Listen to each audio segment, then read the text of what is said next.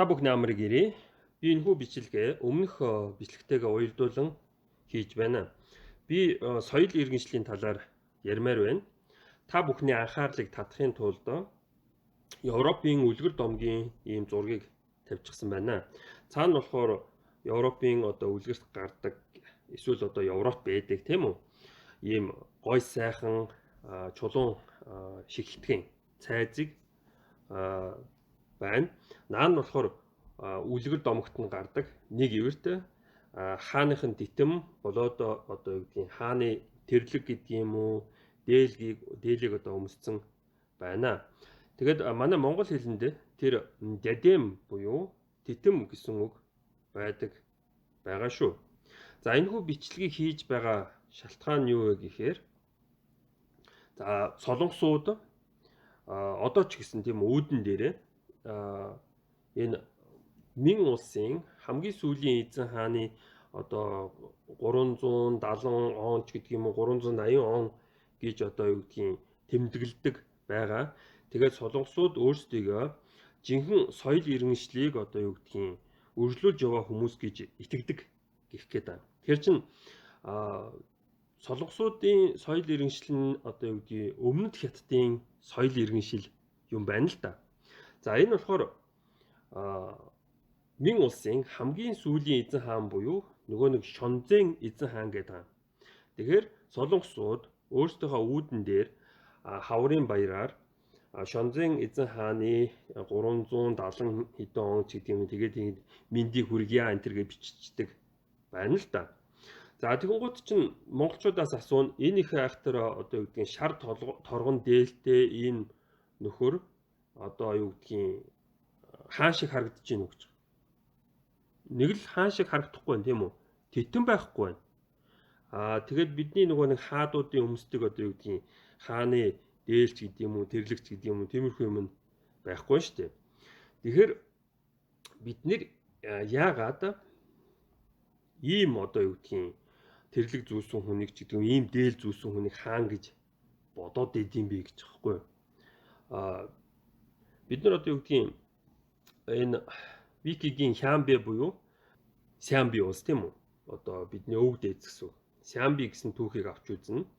Тэгээд энэ Сямби улс маань олон хуваагдаад юу гэдгийг зарим нэг нь өмнөд хятад руу яваад хятадын хойд бүс нутгийг эзлээд суусан байдаг. Жишээ нь болохоор хойд Чи юм уу Жи улс гэж байгаа. Хойд Ци л бахал да хойд Ци улс.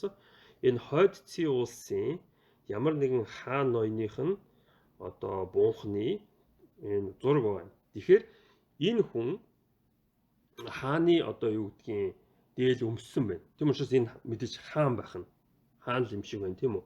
Гэтэл чинь энэ нөхөр ямар ч хааны дээл өмсөөгүй байна. Хувлын хаан ийм дээл өмсдөг. Бас нөгөө нэг Персийн зургуудаас харах юм бол Чингис хаан ч гэсэн ийм дээл өмссөн байдаг. Тэгэхээр энэ яг хятадын соёл гэхээсээ илүү бидний өвөг дээдсийн соёл байсан юм шиг байгаамаа. Энэ титэм энэ нэг ивэрт энэ юу гэдгийг хааны хүрэм гэсэн юм нь бидний соёлын нэг хэсэг гэх гээд байна. За бидний соёл юунаас эхлэх юм бэ гэхээр бидний мэдээж монгол хэлнээс эхэлнэ. Тэгэхээр бидний монгол хэлийг болохоор хамгийн түрүүнд бичиж тэмдэглээд юу гэдгийг байсан улс болохоор энэ Табгаач улс буюу Тоба улсын хэл юм байна.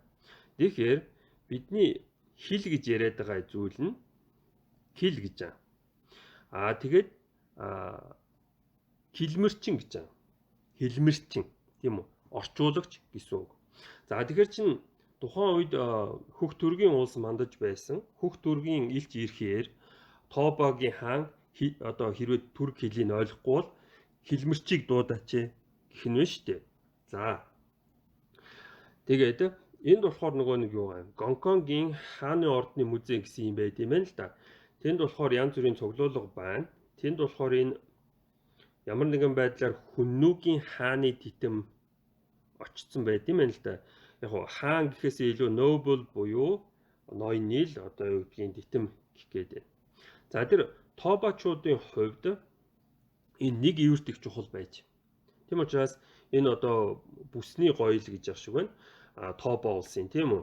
Нэг ивэртэй, далавчтай морь байгаа байхгүй юу? Тэгэхээр чин юу гэж хэлэх гээд байна гэхээр тэр цайз нь л Монгол биш.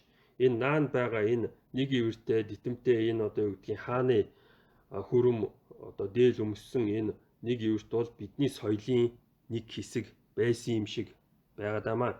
Тэгэхээр энийг бол нэг бол мартсан, нэг бол одоо юу гэдгийг тоохгүй байгаа нэг л тийм л юм байна. За бидэнд юу дутж байгаа нөхөр тэр цаанд байгаа чулуун гой ордныг л барих л дутаад байна шүү дээ.